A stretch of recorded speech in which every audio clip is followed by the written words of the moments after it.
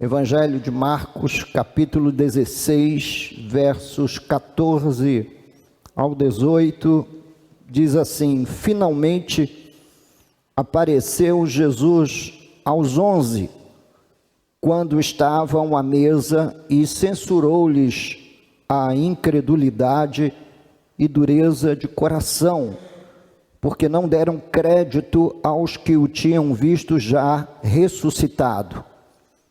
E disse-lhes: Ide por todo o mundo e pregai o evangelho a toda criatura. Quem crer e for batizado será salvo, quem porém não crer será condenado. Estes sinais hão de acompanhar aqueles que creem.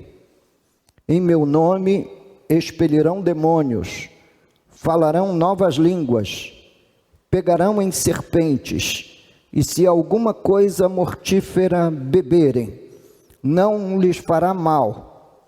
Se impuserem as mãos sobre os enfermos, eles ficarão curados.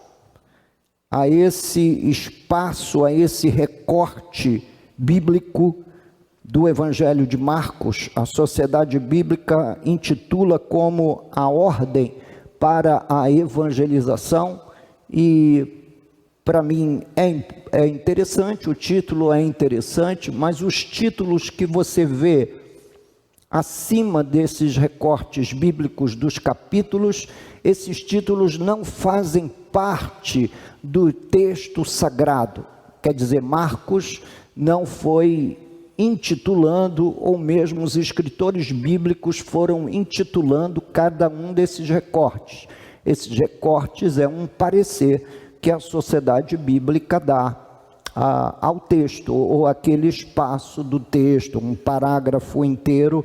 Nesse caso aqui são 3 parágrafos que nós lemos do Evangelho de Marcos. Vamos orar, vamos pedir que Deus abençoe a exposição bíblica nessa manhã. Pai, eu quero te agradecer, juntamente com todos esses amados irmãos, sobre a palavra lida, a palavra que foi colocada diante de nós, e nós queremos do fundo do coração te agradecer por ela, Senhor, e pedimos: fala conosco nessa noite ou nessa manhã, pela leitura da tua palavra e pela disposição do nosso coração, em nome de Cristo Salvador, aquele que vive e que reina pelos séculos dos séculos. Amém. Os irmãos podem tomar assento.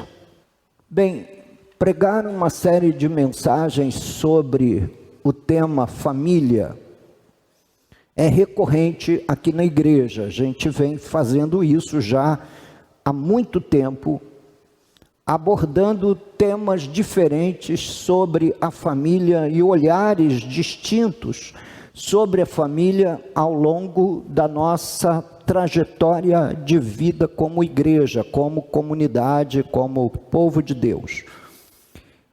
E não é fácil falar de família, primeiro porque as pessoas que ouvem supõem que você seja infalível, que você jamais tenha cometido um único equívoco do ponto de vista da sua experiência de vida como família. E embora o Senhor tenha despertado o meu coração, e eu agradeço a Ele por isso, ao longo de todos os anos em que sou casado com a irmã Lourdes, desde 4 de dezembro de 1980, portanto nós vamos fazer nesse ano 42 anos de união conjugal.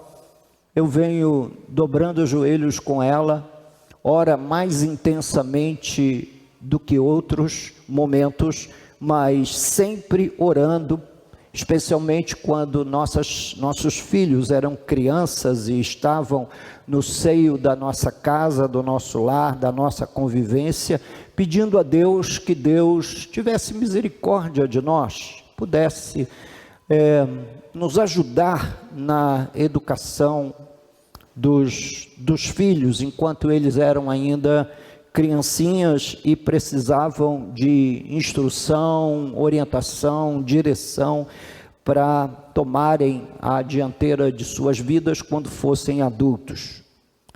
E uma das coisas que nós primamos ao longo desses 42 anos de casado é que eles ainda eram bebezinhos, numa cestinha nós o colocávamos na sala e abríamos o inário e cantávamos os antigos hinos cristãos, do cantor cristão, da harpa cristã, salmos e hinos, e entoávamos louvores a Deus.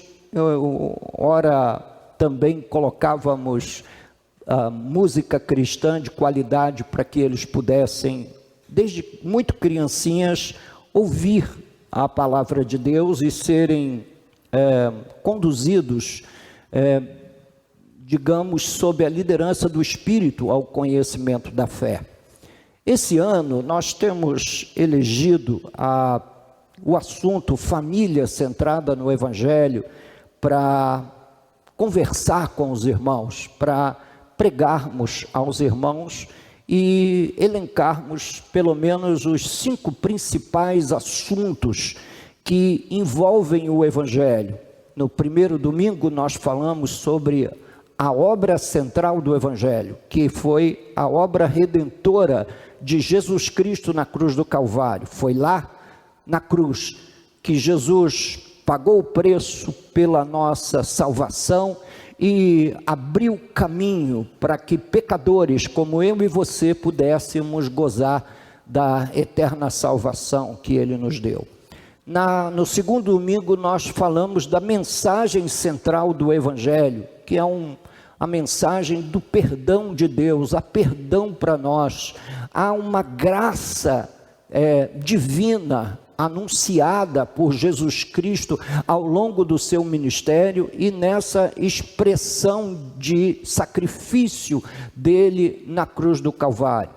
Na terceira semana nós falamos da prática central do Evangelho, que é a prática da oração. É que não há como você ser cristão e nunca orar e jamais buscar a Deus e não ter nenhum tipo de atividade na área da piedade, no desenvolvimento da sua fé. Então, o terceiro domingo foi sobre essa prática central do Evangelho, que é a prática da oração, e nós estudamos o que a palavra de Deus ensina sobre essa prática, a importância da vida, digamos, uma vida secreta, a importância da oração também ser um ato secreto e esse crescimento na piedade. Semana passada nós falamos do grande mandamento do Evangelho, que é amar a Deus acima de todas as coisas, de todo o coração, entendimento, alma e força. E o segundo, semelhante a este, é amar o próximo. E depois Jesus vai além desse mandamento, o reinterpreta em João capítulo 13, versos 34 e 35, dizendo: o novo mandamento eu vos dou, que vos ameis uns aos outros como eu vos amei. E aí Jesus passa a ser o grande paradigma desse amor ao próximo. Então, numa família é importante que as pessoas não apenas se tolerem, mas que elas paguem o preço para, de fato, amar uns aos outros, como a Bíblia Sagrada nos ensina. E hoje eu quero fechar essa série falando sobre a grande missão do Evangelho, que é a missão de evangelizar, a começar de dentro de casa, a evangelizar os nossos próprios filhos, ou evangelizar o núcleo familiar. Por isso a gente, desde o fundamento da tese cristã familiar, a gente vem colocando a fé como elemento fundamental, e é por isso que a gente não endossa casamentos que são chamados na Bíblia de casamento misto, quando uma pessoa cristã busca casar com alguém que não é crente, que não é, ou que não defende os mesmos artigos de fé, porque em algum momento aquilo vai complicar a vida do indivíduo, vai complicar a sua vida, vai complicar a sua jornada e o exercício dessa missão. É óbvio que quando nós lemos o texto bíblico, a missão não se reduz à família, mas é muito bom que nós percebamos que Deus fez a vida da gente cruzar com a vida de outros seres humanos, exatamente com o fim de levar essa pessoa ao conhecimento da fé. E para nós é muito importante os artigos de fé, os elementos que nos norteiam, esses elementos que movem o nosso coração, porque os cristãos não atuam apenas visando essa vida. E é isso que é importante se entender. Os cristãos atuam para um prolongamento dessa vida, para além dessa vida, para quando você deixar esse corpo corruptível de carne e você entrar no ambiente celestial, você possa ter a alegria, não é? O prazer de levar pessoas amadas, pessoas queridas, pessoas do seu núcleo familiar para a glória de Deus. Eu orei pela minha mãe até o último dia, até o último suspiro dela, para que ela tivesse um encontro do Senhor. Exatamente porque nós cristãos sabemos que o sofrimento pode transbordar para a eternidade. Nós sabemos que a vida pode transbordar para além dessas fronteiras físicas e o sofrimento também. E quando você projeta que seres humanos podem sofrer eternamente a pena de viver longe de Deus, tudo muda, o anúncio do Evangelho fica mais urgente. E nós, como crentes, eu não sei você, mas para mim viver essa vida está cada vez mais difícil e cada vez mais a vida terrena perde encanto aos meus olhos. Quer você afoque sob qualquer tema e de qualquer posição, a vida terrena vem sendo muito difícil e o coração da gente, pelo menos o de alguns santos de Deus, anseiam por viver a vida eterna, por viver esse estado de eternidade que a Bíblia Sagrada ensina. Portanto, cristãos criam filhos, cristãos interpretam o matrimônio com os olhos para além dessa vida. É nesse sentido que, casado com a Lourdes, a Bíblia diz que eu sou o cabeça desse lar, dessa casa, e de mim devem partir as iniciativas. Vamos orar, vamos ler a Bíblia. Você já leu a Bíblia hoje? Você tem tido seus momentos pessoais, o seu encontro diário com Deus? Exatamente por isso, porque a vida para nós se prolonga. E essa foi a razão de Cristo ter se manifestado. Eu vim para que tenham vida, disse Jesus, e a tenham em abundância. Essa vida abundante que Jesus veio nos dar é a vida que transborda as fronteiras físicas, as fronteiras visíveis que você pode contemplar. É a vida eterna com Ele. E como o meu coração profundamente dividido, porque como Paulo, ele diz que é incomparavelmente melhor partir para estar com Cristo, mas ele também tinha o desejo de compartilhar o Evangelho com os seus discípulos. com as pessoas do seu círculo de amizade. E ele diz então que por conta disso ele ficava dividido entre aceitar imediatamente e alegrar-se na sua finitude, sabendo que depois da morte ele iria encontrar o Senhor Jesus e as realidades do reino eterno, mas também entendia que ele só tinha uma única vida para anunciar o Evangelho, para proclamar o Evangelho, para dizer às pessoas que existe salvação apenas em um só, em Cristo Jesus. Ele disse: eu não sou um dos caminhos, ele disse: eu sou o caminho, eu sou a verdade. O artigo ali é definido, portanto, não existe salvação em outras religiões, credos, crenças. O cristianismo é uma fé única. Você só encontra salvação em Cristo Jesus. Não dá para você chegar num funeral de uma pessoa que viveu perversamente, impiamente, durante toda a sua vida, em tentar encontrar um lugarzinho no céu para essa pessoa, como se Deus fosse fazer vista grossa e dar um jeitinho para as pessoas entrarem no descanso eterno.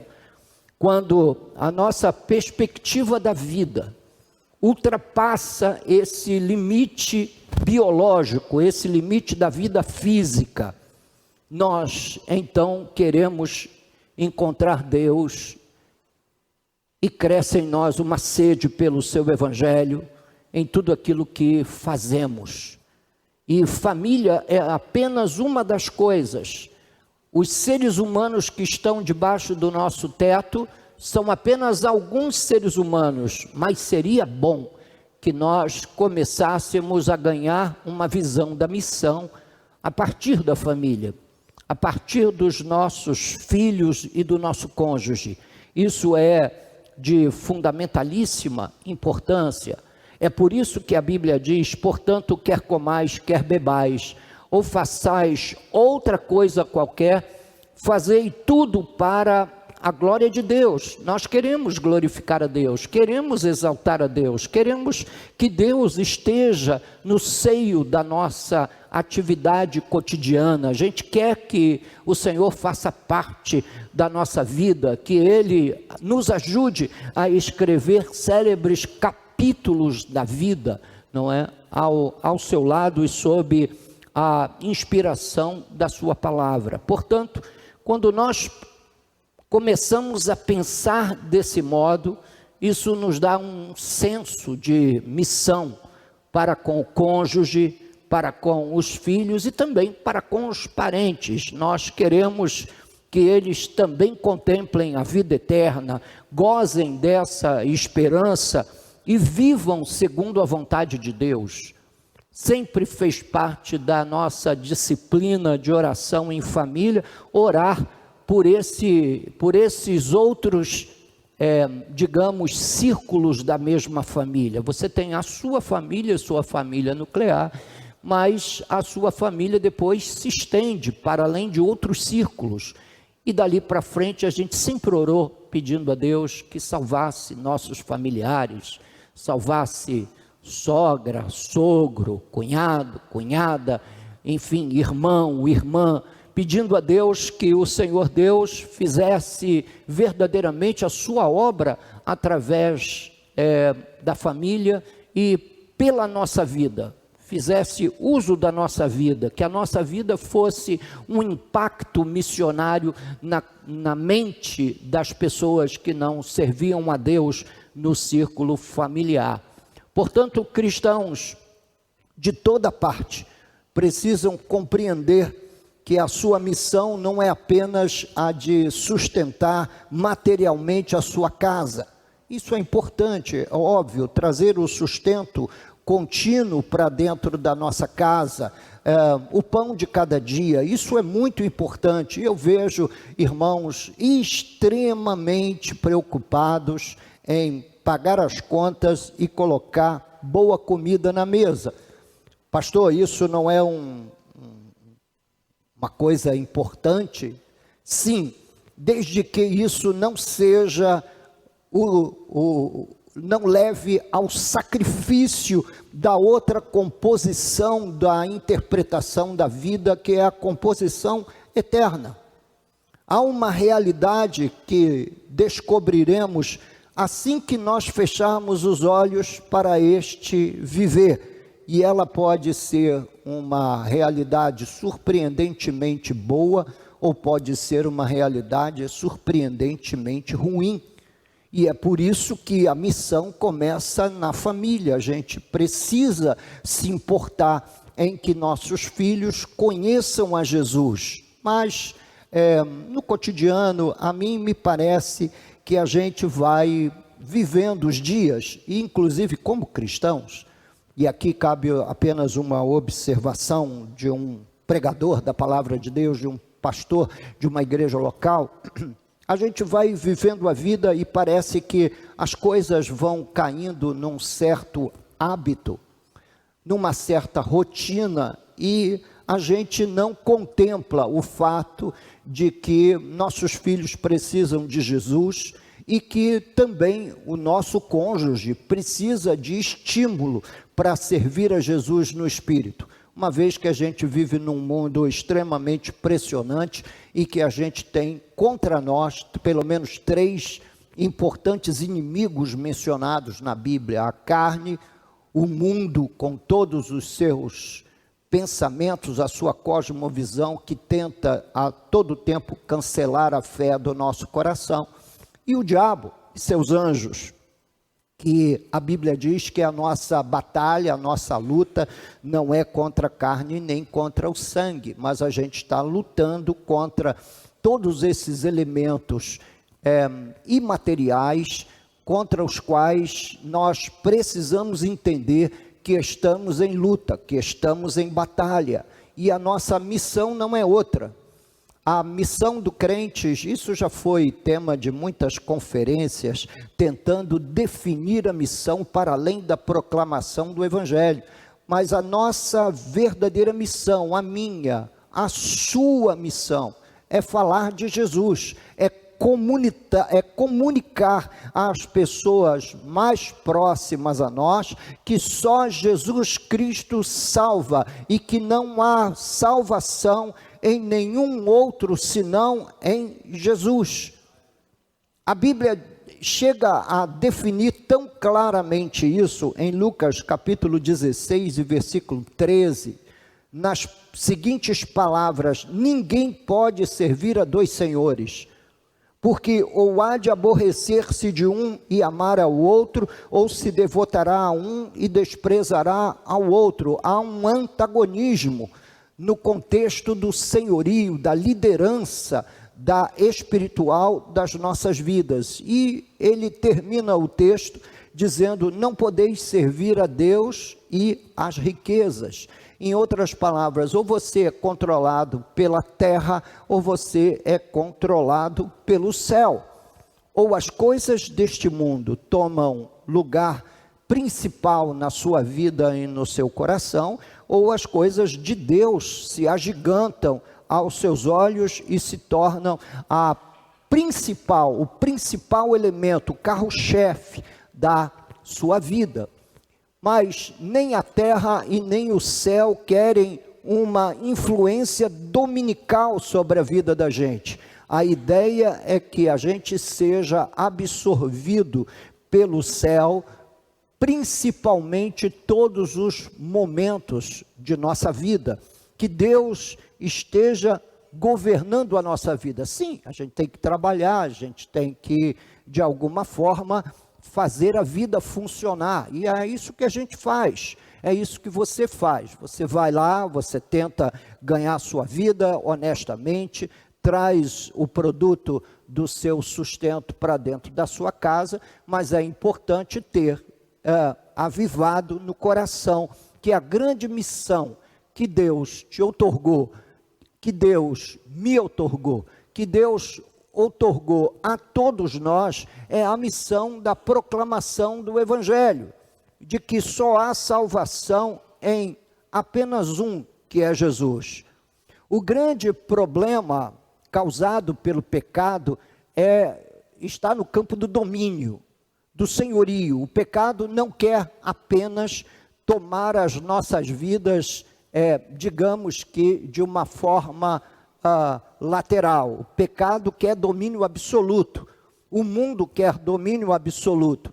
Então, quando nós vamos cedendo a esse controle mundano, significa que nós estamos lentamente, como que sendo atraídos pela sedução da serpente, deixando as nossas vidas serem dominadas por esse mundo. E isso é muito perigoso. As crianças não têm filtro para isso, elas acabam interpretando que o pai ou a mãe abrem brechas na sua vida, abrem brechas na sua consideração do que é a vida espiritual e do que é o exercício da fé, e eles vão fazendo a leitura muito mais no exemplo do que propriamente dito no discurso. Então, é preciso que nós proclamemos o Evangelho e é preciso também que nós vivamos centrados no Evangelho para que eles percebam o que é a prática da vida cristã. Então, o domingo, que é esse dia maravilhoso de congraçamento dos santos, de reunião dos servos de Deus na igreja, é uma bênção a gente poder desfrutar do domingo. Mas a semana do cristão, ela não é vivida apenas no domingo. O domingo é o exercício público da fé. E no resto da semana, pastor, no resto da semana é o exercício pessoal e íntimo da fé. Nesse sentido, minha família e sua família, contemplando a eternidade, precisam ser afetados pelo Evangelho de Cristo. Estudos e pesquisas têm sido feitas com igrejas no mundo inteiro que apontam para essa fase da infância como sendo a grande fase onde os pais terão toda a oportunidade de ganhar seus filhos para Cristo. Depois que entra numa fase que a gente aqui chama de adolescência, embora, digamos, essa é uma expressão estranha às Escrituras, as Escrituras só conhecem a fase em que você não é adulto e a fase em que você é adulto.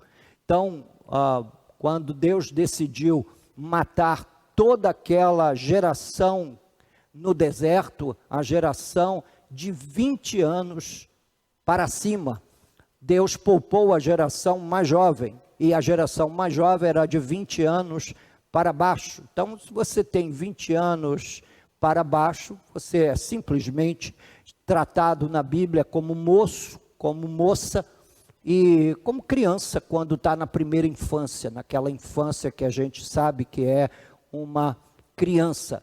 E desde aquele momento, a Bíblia Sagrada contempla a salvação.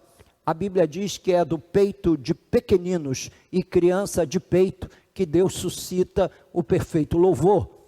Em outras palavras, há uma expectativa de que o senhorio de Cristo seja estendido sobre as crianças.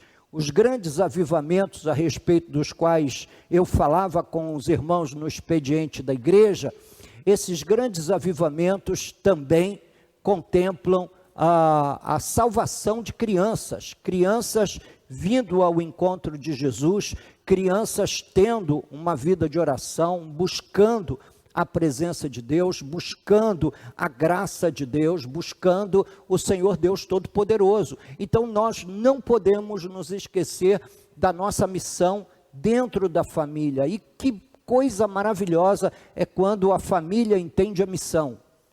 É quando pai, mãe e filhos estão engajados, estão no movimento de levar pessoas a Cristo. E isso é algo para o qual a igreja do século 21 vem perdendo assustadoramente relevância. Nós temos contemplado na nossa geração uma igreja adormecida para a evangelização.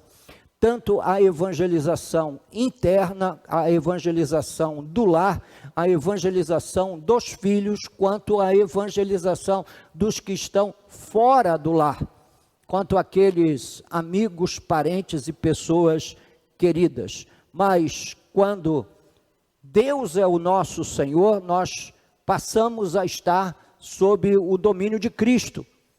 E nesse domínio, e debaixo desse domínio, somos libertos pelo acolhimento do Evangelho de todas as forças que tentam de alguma forma nos cancelar para Deus. Portanto, a mensagem de que a incapacidade humana de dar resposta ao pecado foi satisfeita por Cristo na cruz, passa a ser a grande mensagem que norteia o nosso coração.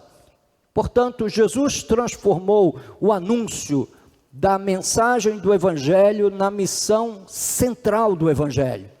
E uma família centrada no Evangelho é uma família comprometida com a missão. Quantos amigos que você tem, com os quais você já fez trabalho juntos, de escola, de faculdade, e nem sequer sabem que você serve a Cristo de todo o seu coração, nem sequer tomaram conhecimento da sua identidade da fé. A gente se manteve calado, às vezes, todo o tempo do segundo grau, do ensino médio, ou se manteve calado todo o tempo durante o ensino universitário, sem dar uma única palavra, que só Jesus Cristo salva, é o chamado crente agente secreto, que ele está ali, e ninguém conhece a sua identidade cristã. Ninguém sabe que ele defende o Evangelho, que ele é um crente em nosso Senhor Jesus Cristo.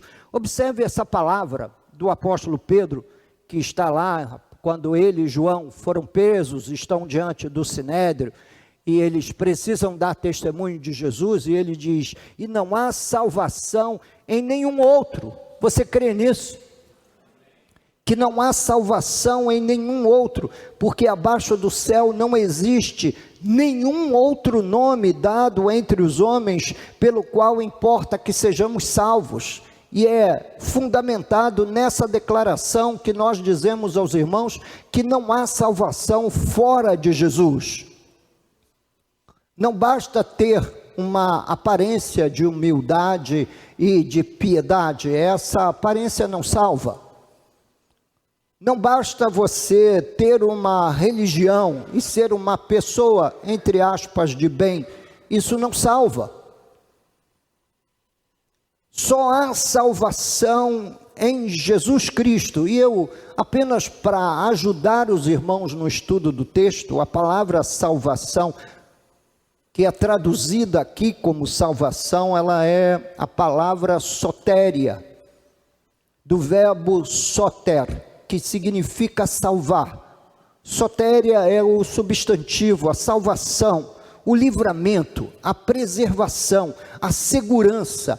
Você só pode ser liberto por Jesus, você só pode ser salvo por Jesus, só Jesus te dá a segurança, a garantia da salvação. Se nós cremos nisso, nós não podemos nos calar com respeito a isso, porque de alguma forma me dá uma sensação de que na eternidade o Senhor vai nos pedir contas da nossa mordomia quanto ao exercício da missão. A falar da salvação, e eu fico imaginando a gente chegando no reino de Deus, sendo recebido no reino eterno do Senhor, e tivemos uma postura um tanto quanto acanhada dentro do nosso próprio círculo nuclear familiar para com essa mensagem. As crianças precisam ouvir essa mensagem da boca dos seus pais. Os pais são instrumentos de graça para seus filhos, para comunicar a eles a mensagem da salvação.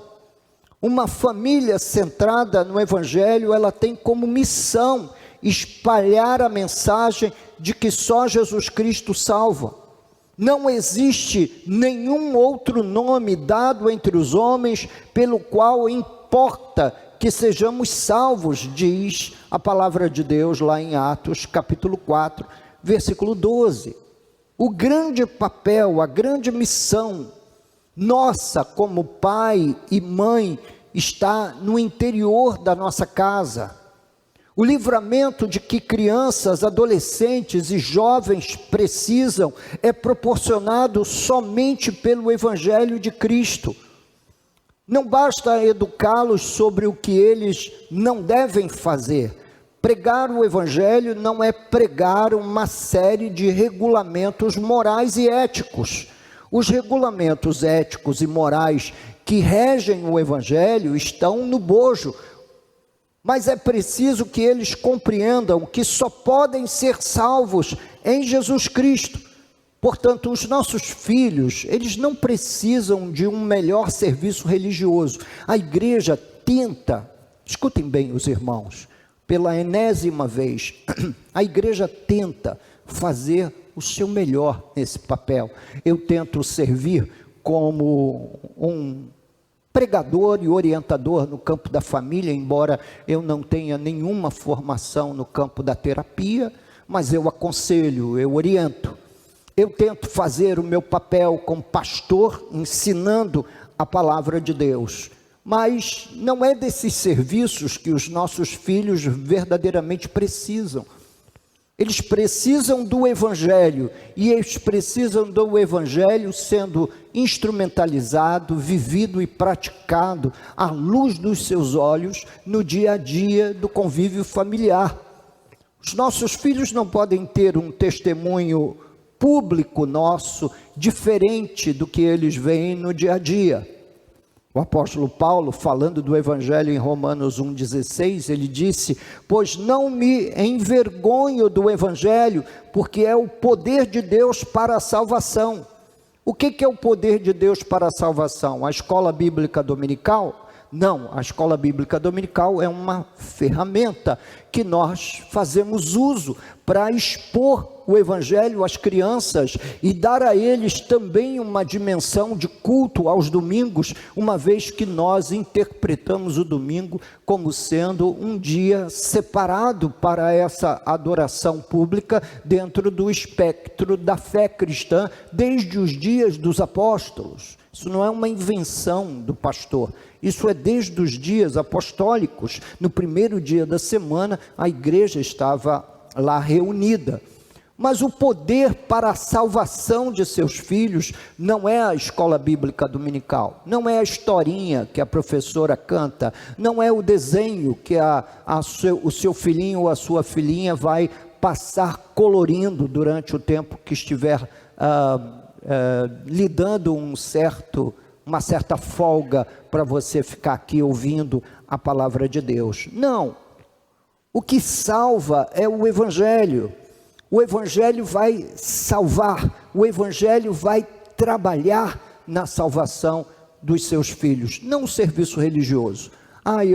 Eu tenho que fazer o possível para que o meu filho tenha uma religião. Olha, óbvio que é muito bom trazer seus filhos à igreja. Olha, eu sempre levei meus filhos às congregações que eu pastoreei. Sempre eles estiveram conosco, comigo e com a mãe deles. É importante isso eu não quero esvaziar isso de importância, mas o que eu gostaria de trabalhar com você é para você perceber que o que salva o seu neném, o que salva o seu filhinho, o que salva o seu cônjuge, que às vezes fica lá meio dividido, largado no sofá, não é? Com preguiça para o envolvimento nas coisas espirituais, é a proclamação do Evangelho. Só Jesus Cristo salva. Todo o Evangelho para toda pessoa. O ensino do Evangelho, a prática do Evangelho. Eu tenho uma experiência pastoral interessante com respeito ao assunto, e eu costumo contar essa experiência. Nós tínhamos uma família em Joanesburgo, como membros da igreja. Primeiro ele veio, se converteu, depois a mulher veio junto com ele, o irmão Aires, a irmã Mira, se converteram, abraçaram a fé, e depois as duas filhas passaram a vir também aos cultos, ouviram o evangelho e reagiram ao evangelho com fé e foram salvos. Mas eles só podiam estar na igreja um culto no domingo, só no domingo à noite. Eles eram donos de um restaurante e o restaurante funcionava durante um período do domingo.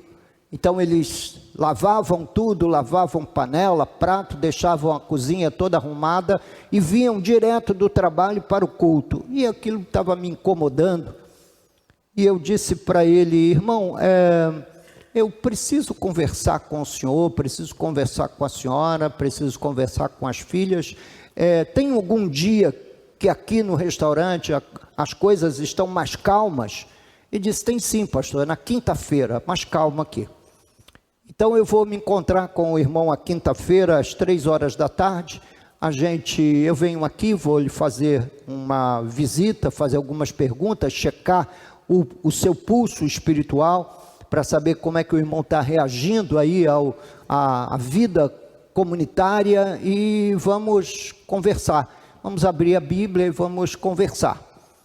E fui lá e fiz o encontro com eles, abri a minha Bíblia lá em Marcos capítulo 1 e comecei a falar para ele do Evangelho. Comecei a mostrar desde a genealogia de Jesus até a conclusão da sua obra redentora na cruz e a sua ascensão.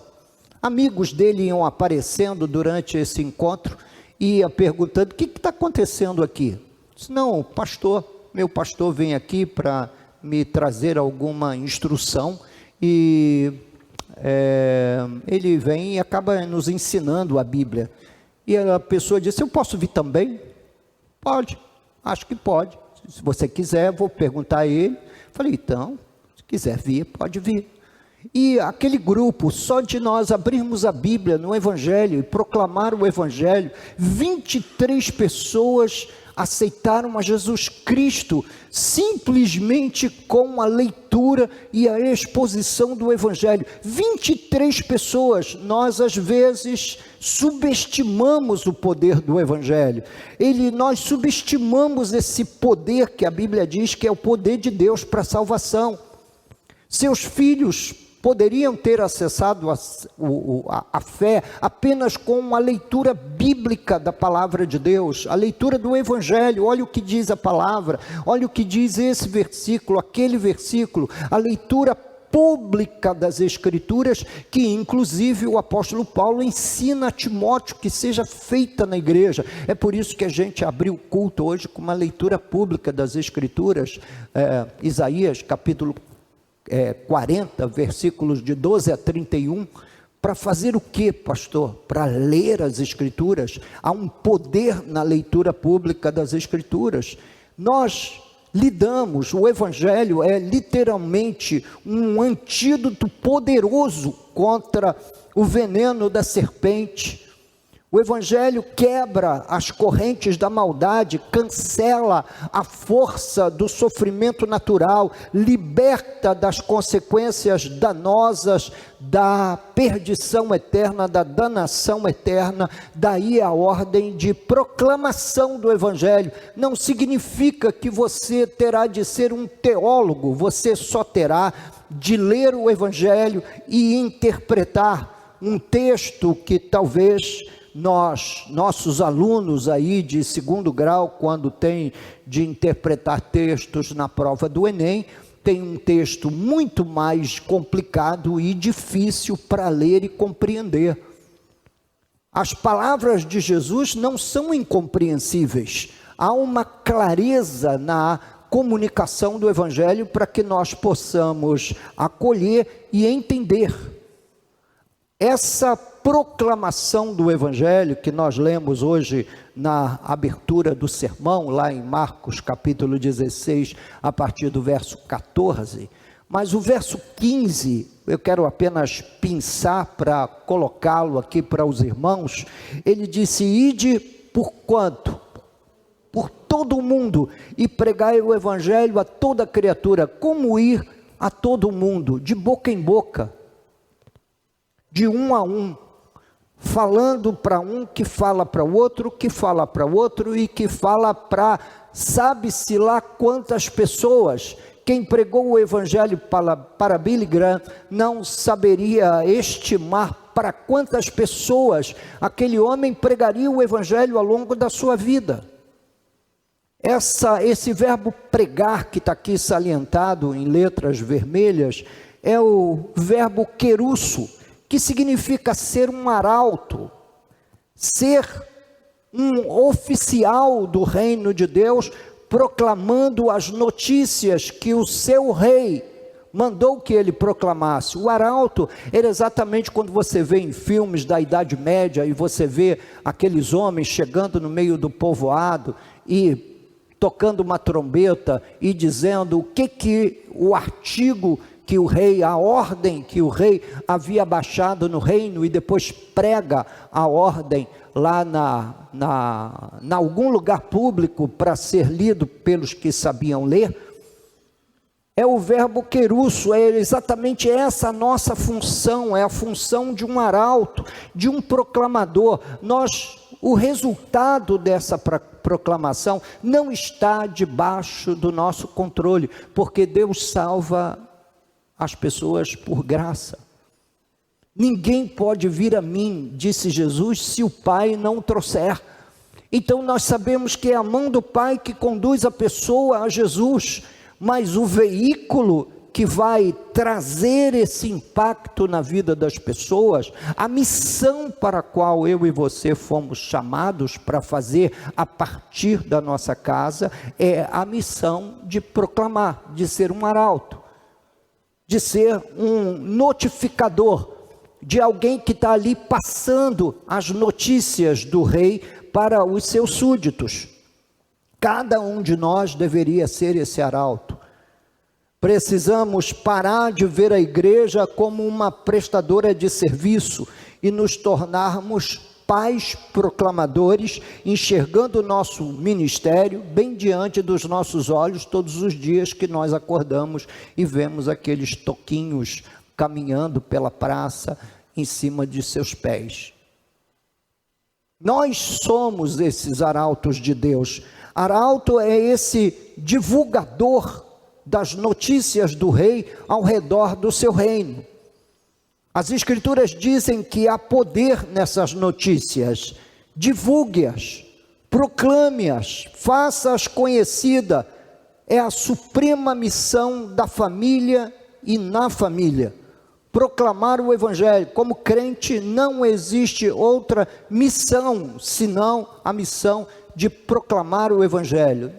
Deus, obviamente, que é glorificado nas nossas boas obras, quando você socorre alguém, quando você abre o coração para dar atendimento e ouvir o clamor de um carente, mas essa não é a nossa missão principal.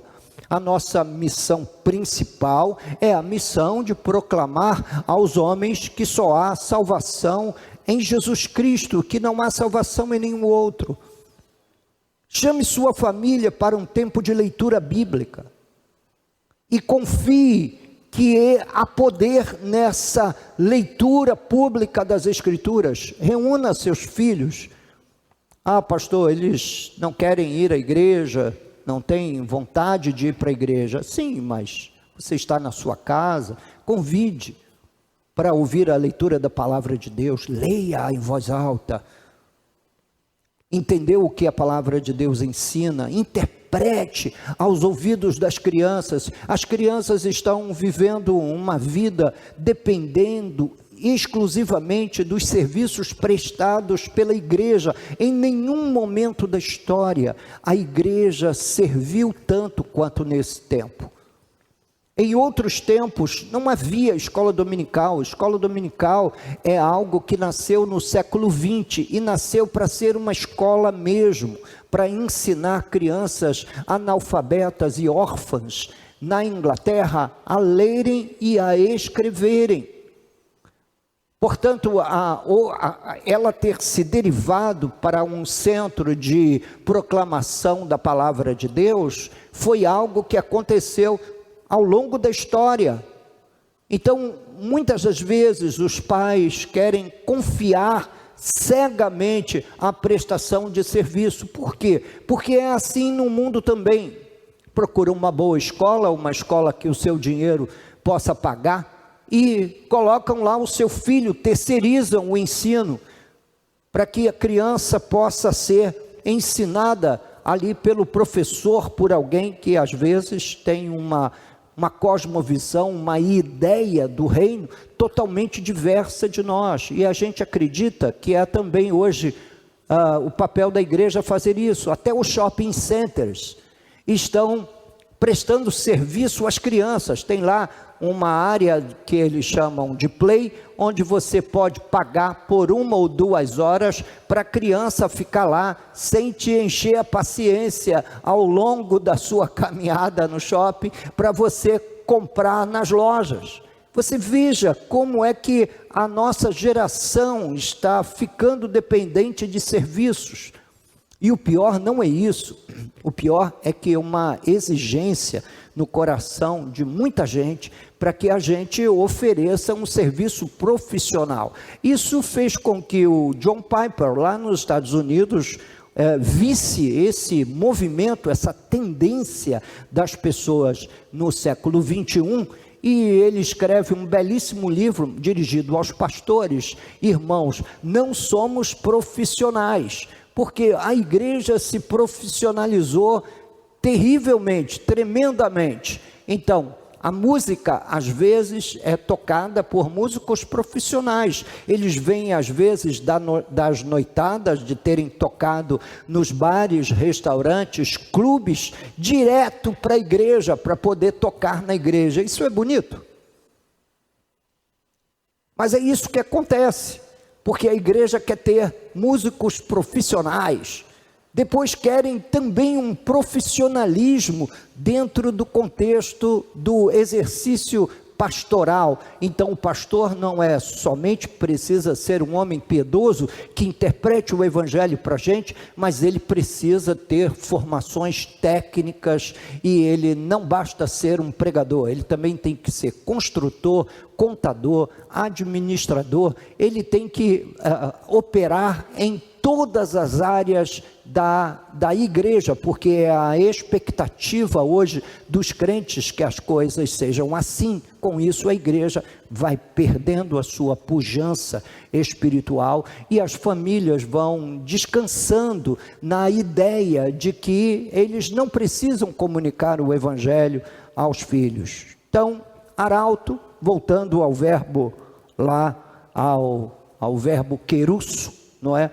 O arauto é o divulgador das notícias do rei ao redor do seu reino. As escrituras dizem que há poder nessas notícias, portanto eu os encorajo a divulgá-las, proclamá-las, fazê-las conhecida. É a suprema missão da família e na família, se tornar uma família verdadeiramente disposta a proclamar o evangelho. Mas por que por todo mundo? Ide e pregai o evangelho a toda criatura, ide por todo mundo. Por que por todo mundo? Porque Deus anseia que todos ouçam o anúncio das boas notícias do reino dos céus. Portanto, pessoas, igrejas e famílias inteiras precisam estar mobilizadas quanto ao anúncio urgente dessa mensagem. Nós precisamos desse despertamento. Isso não é um despertamento meu como pastor, isso é um despertamento de todos os cristãos. A gente passa um ano inteiro e a gente acha normal a gente não levar ninguém para Jesus. A gente vem para a igreja sozinho, não convida ninguém para nos acompanhar. A gente não faz nenhum investimento em obra missionária, no sentido de levar essas pessoas a conhecer Jesus. E quando eu falo investimento, eu estou falando de coisa pequena. Vamos ao culto, ao final do culto você pega o seu visitante, paga-lhe um lanche, ou lhe dá uma literatura de presente, compra uma Bíblia. A igreja aqui, a sua igreja até oferece a Bíblia gratuitamente ao visitante, ao seu visitante não crente que você traz à igreja. A igreja fez um investimento e aí mandou imprimir Bíblias, e tem essas Bíblias ainda em depósito, porque nós não somos despertados ao evangelismo. A gente imagina que o evangelismo é um capítulo da teologia e a gente ainda não aprendeu esse capítulo e pronto. Não, nós estamos falando da eternidade de pessoas, nós estamos falando da eternidade dos nossos filhos, e estamos falando da eternidade do nosso cônjuge, nós estamos falando da eternidade dos nossos familiares. Portanto, fazer um pequeno esforço para trazer pessoas a Cristo, ou fazer um pequeno exercício, a separar uma vaga no carro, para você dar carona a um visitante. Diz: olha, não, eu vou te pegar em casa, você não precisa me encontrar na igreja não, eu vou te pegar em casa. Você sacrifica aí mais 1 hora da sua tarde de domingo, passa na casa do seu amigo, pega esse amigo, põe no carro, traz para a igreja, e com isso a igreja cresce, com isso a igreja do Senhor Jesus vai atuando em diferentes frentes digamos, na realidade na qual ela está exposta. Mas como uma família pode engajar-se na missão? Eu quero lhes dar algumas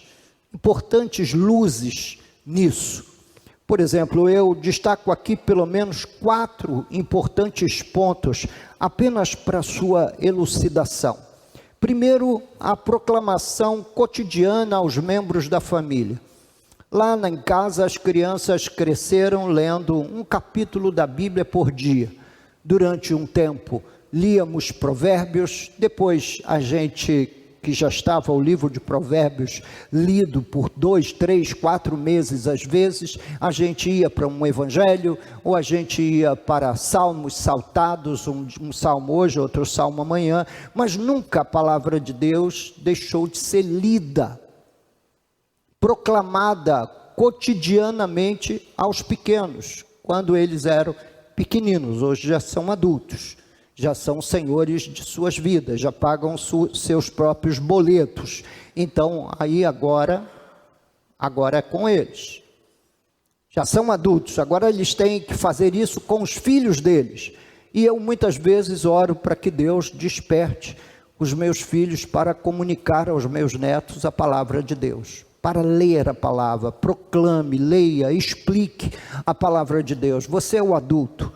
Coloque as estruturas familiares à disposição para isso.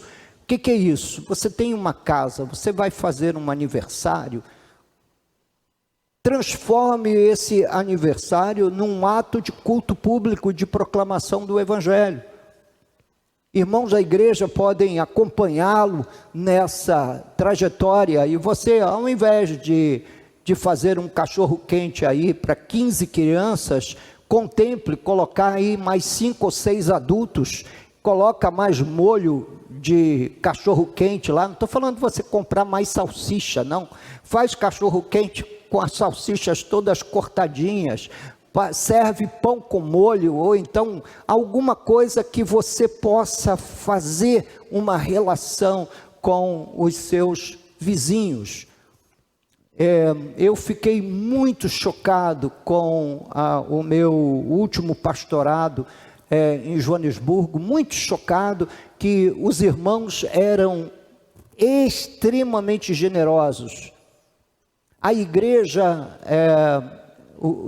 era para doação, era uma coisa assim extraordinária. Vamos doar, eles abriam mesmo o coração, assinavam cheques, davam dinheiro que você precisasse. Qual era o problema? Eles não queriam fazer nada, é a tal da prestação do serviço. Eles pagam para a igreja prestar o serviço, mas não queriam. Eu, certa vez, chamei os irmãos para orarem por filhos que ainda não haviam recebido Jesus como Salvador. Nós tínhamos lá uma família que o filho mais velho dava uma dor de cabeça ao pai terrível, já havia estampado vários automóveis, batido, perdido os automóveis, outras vezes motocicleta, envolvidos com um acidente de motocicleta, e já havia dado dor de cabeça que chegava aos pais. Então eu disse, tá bom, então nós vamos fazer o seguinte, na sexta-feira eu quero chamar todos os pais cujos filhos estão perdidos, para nós termos um momento público de oração, para nós orarmos, para nós clamarmos a Deus, para que Deus faça realmente um milagre. Eu cheguei lá na sexta-feira e você apareceu. Então, eu não sei se nós desejamos tanto que os nossos filhos sejam crentes. Eu não sei se nós já fomos tão impactados com a dimensão eterna do Evangelho. Porque também aqui eu tenho chamado os irmãos para orarem pela família, para clamarmos juntos. Quarta-feira passada nós fizemos isso e obviamente tivemos um grupo de pessoas que reagiram a esse convite meu, mas poucos pais se movem a orar pelos filhos. Mas eu duvido, se tivesse algum problema financeiro, se imediatamente os joelhos deles não estariam dobradinhos aqui na igreja pedindo um milagre a Deus. E essas coisas são pesadas no coração. Interesse-se, aqui o meu terceiro ponto, em irradiar a mensagem aos seus contatos. Eu ponho lá a mensagem do último domingo lá no WhatsApp, para você replicar isso. Nas celebrações da igreja, nos seus cultos de oração, nos seus cultos dominicais, convide sua família para fazer parte disso. 90% das pessoas que recebem Jesus, isso são estudos feitos no campo missionário. 90% das pessoas que aceitam a Jesus, elas recebem Jesus por força de uma amizade ou grau de parentesco. Seu amigo ou seu parente teve a ousadia de convidá-lo a estar na casa de Deus. Apenas 10% se convertem via rádio, televisão, internet ou coisa parecida. Por quê, pastor? Porque evangelizar é algo extremamente intencional e pessoal. Você, não sei se conhece a Bíblia Mais Um que nós temos aqui na igreja. Ela é uma Bíblia e também tem um caderno de estudos bíblicos que se trata de um programa evangelístico e missionário para a divulgação da mensagem do Evangelho a amigos e parentes. É uma ferramenta para colocar toda a igreja na missão. E a missão começa dentro da família. E uma vez que você ganhou uma expressão evangelística dentro da sua família, minha criança ainda é muito novinha, pastor, é um bebezinho ainda não fez um ano, mas já começamos a semear o coração dessas crianças com a palavra de Deus ainda muito pequena. Fale do Evangelho, use esse programa Mais Um. Nós temos a Bíblia, traga seu convidado ao culto, se ele não tem uma Bíblia em casa, nós teremos a alegria de presenteá-lo com uma Bíblia. Chame seus amigos para fazer parte do culto, mas quando nós temos uma dissídia é um nome bonito para preguiça, só estou usando um nome bonito, mas quando a gente tem um coração preguiçoso para com o evangelismo e até mesmo para com o exercício da nossa própria fé, como é que nós vamos dar a luz a outras pessoas? Às vezes eu tenho que lutar com os irmãos para os irmãos voltarem no domingo à noite, porque o domingo é do Senhor. Não, eu já fui de manhã, pastor, já cumpri o meu sacrifício, a minha obrigação, como se cultuar a Deus fosse uma obrigação dominical. Não é. Eu repito, estudos já foram feitos e mostram que 90% das pessoas tocadas pelo Evangelho, elas são frutos de algum relacionamento pessoal e ou familiar. Portanto, sua família pode ser um poderoso instrumento de anúncio do Evangelho no seu bairro. Na próxima vez que seu filho fizer aniversário, não chame só os coleguinhas, não, chame os pais também dos coleguinhas. Deixe-nos saber que você quer fazer um culto na sua casa e com certeza vai estar lá alguém com capacidade para tomar a palavra publicamente e falar do Evangelho e anunciar o Evangelho para a sua vizinhança, para que a sua vizinhança saiba que só Jesus Cristo salva. Portanto, sua família, digo eu aqui, pode ser um poderoso instrumento de anúncio do Evangelho no seu bairro. O primeiro elemento a se vencer para ganhar almas é a dificuldade para se relacionar e proclamar. Às vezes nós temos dificuldade de nos relacionarmos com os nossos próprios filhos. E em termos espirituais a dificuldade se agiganta. Eu tenho vergonha de orar diante do meu filho, da minha filha, diante da minha esposa. Você vê, a pessoa não tem vergonha de desnudar-se diante do cônjuge, mas tem vergonha de colocar o seu coração, de expor o seu coração.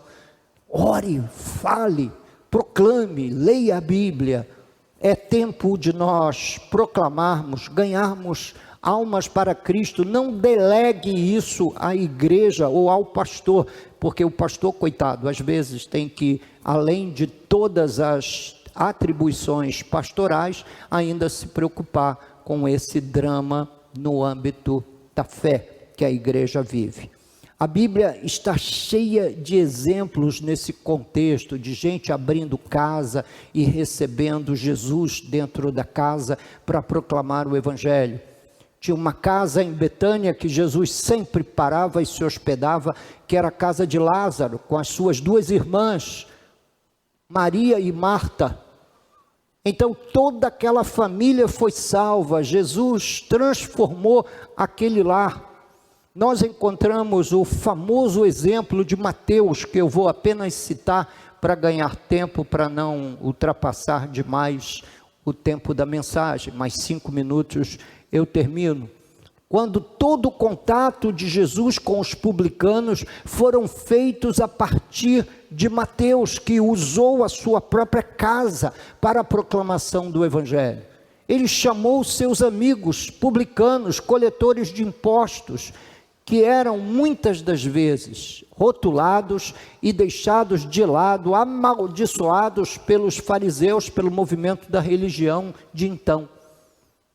E Jesus entrou ali, falou do Evangelho do Reino de Deus para aqueles publicanos, e ele foi acusado de se reunir com publicanos, de comer com eles, porque os famosos jantares na casa de Mateus, um jantar puramente evangelístico, era um jantar puramente evangelizador na casa desse coletor de impostos que Jesus chamou para o grupo dos seus discípulos.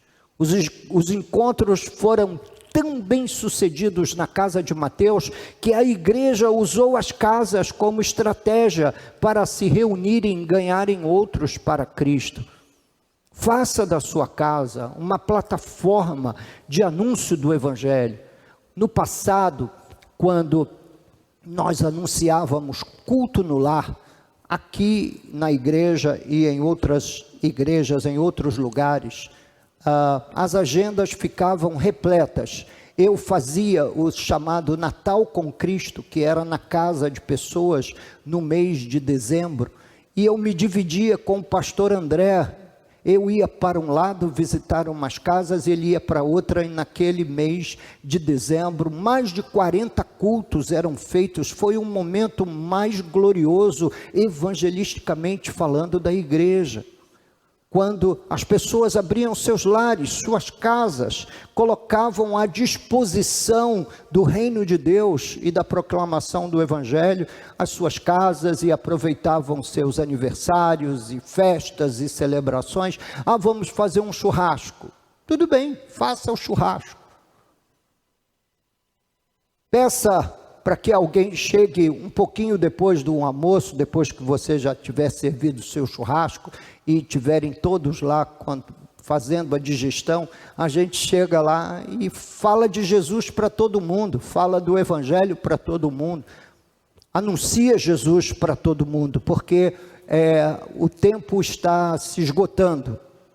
Procure pensar em conexão com a missão, de forma que toda oportunidade que você tiver, você a transforme em ato evangelizador. Repito, um aniversário, um encontro, uma simples visita pastoral. Você quer que eu vá lá na sua casa?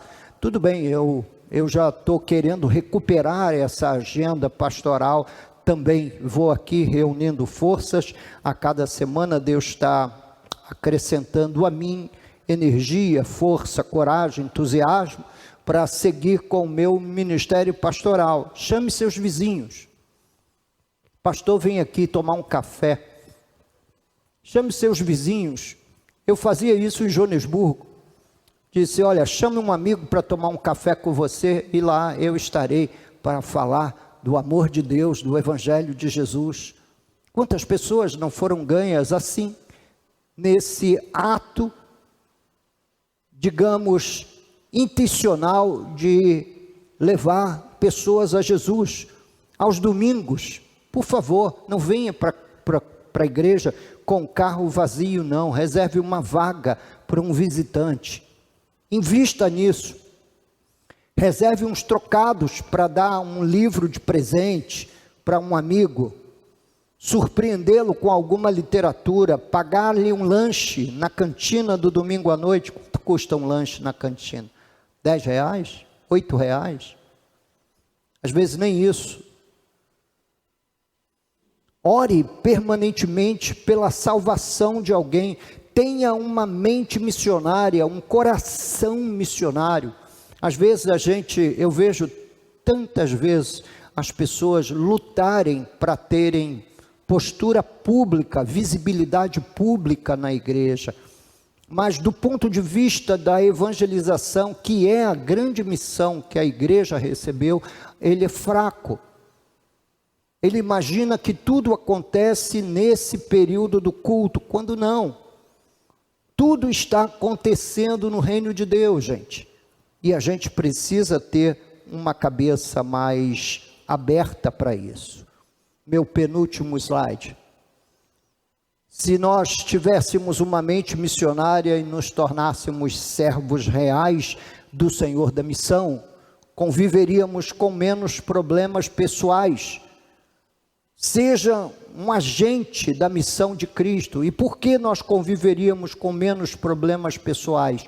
Porque nossa mente e o nosso coração estaria colocado na evangelização e no campo de divulgação do Evangelho de Cristo. Meu último slide com uma historinha que eu quero terminar. Mantenha uma disciplina de culto doméstico. São apenas, digamos assim, incentivos que você está ouvindo aqui do púlpito, mas mantenha uma disciplina de culto doméstico. Convide seus vizinhos para aparecerem quando desejarem. Ofereça orações permanentemente. A história de Susana Wesley e suas reuniões domésticas, eu termino com essa. O Sr. Wesley, pai de John Wesley, era pastor da igreja da Inglaterra e ele adoeceu, porque pastores adoecem. Ela era mãe de 11 filhos. Imagina, 11 filhos.